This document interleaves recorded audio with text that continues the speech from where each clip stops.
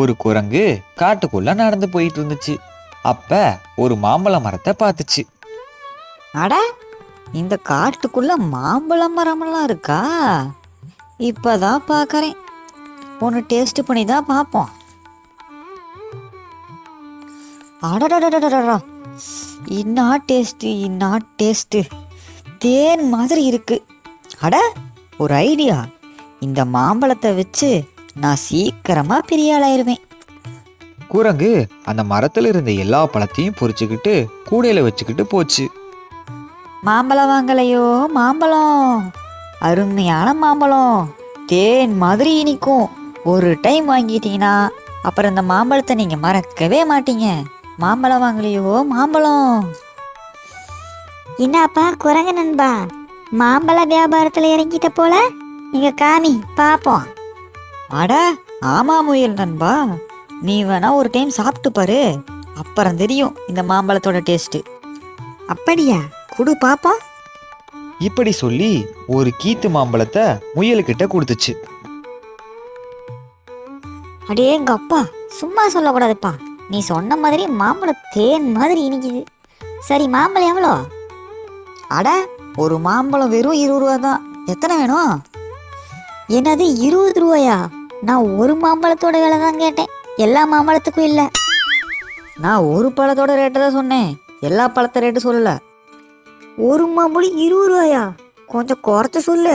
மரத்துல ஏறி பொறிச்சதுக்கு இவ்வளோ காசா? வேணும்னா நீ போய் பொறிச்சு பாரு, அப்பதான் தெரியும் அந்த கஷ்டம். சரி சரி, ஒரு பழம் மட்டும் கூட போதும். டேஸ்ட் நல்லா இருக்குன்னு தான் வாங்குறேன். எல்லா மாம்பழங்களையும் ஒரே நாள்ல வித்துருச்சு குரங்கு. அடேங்கப்பா, இப்படியே தினமும் வித்தோம்னா சீக்கிரமா இந்த காட்டுல நம்ம பணக்காரனாயிரலாம்.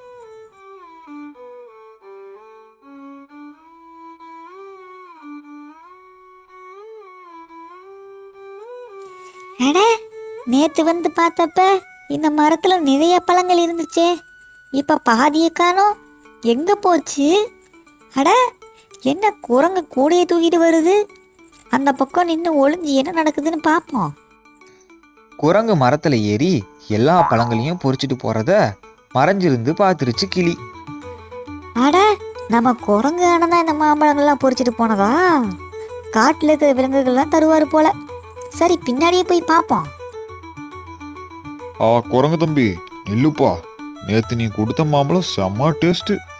என் மனைவியும் குழந்தைங்களும் இன்னும் வேணும் இன்னும் வேணும்னு கேட்டு தொல்லை பண்ணிக்கிட்டே இருக்காங்க. நேற்று வேற ஒன்று மட்டும் வாங்கிட்டு போயிட்டேன். இந்த கூடையில் ஒரு 5 மாம்பழத்தை வைப்பா. இந்தாப்பா தம்பி, 100 ரூபா.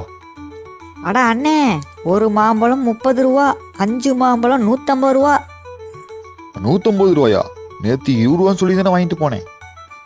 அண்ணே, பக்கத்து காட்டுல போய் கேட்டு பாருங்க, ஒரு மாம்பழம் 50 ரூபாய்க்கு விற்கிறாங்க.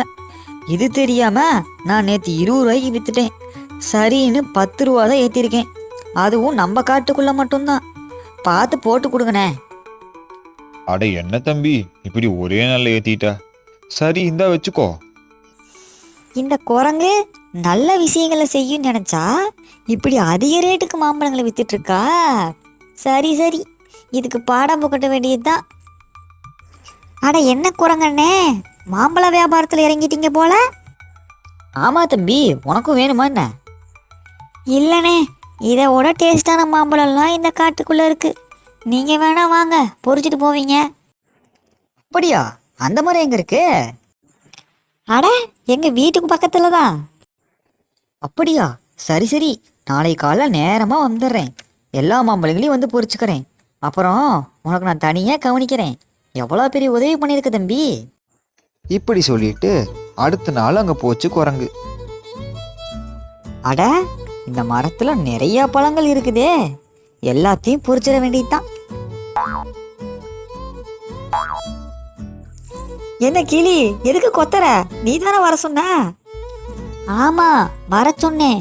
உனக்கு மாம்பழங்களை தர இல்ல, உனக்கு பாடம் புகட்டனா. மாம்பழத்தை பொறிச்சு 30 ரூபாய்க்கு விற்கிறியா? நண்பர்களே வாங்க, இவனை நீ ஒரு வழி பண்ணிடலாம். அச்சோ, என்னை விட்டுருங்க. இனிமே நான் மாம்பழம் விற்கவே மாட்டேன், ஏன் திங்கவே மாட்டேன். எல்லா கிளிகளும் சேர்ந்து அந்த குரங்குக்கு பாடம் புகட்டிட்டாங்க. குரங்க கத்திக்கிட்டே ஓடிடுச்சு.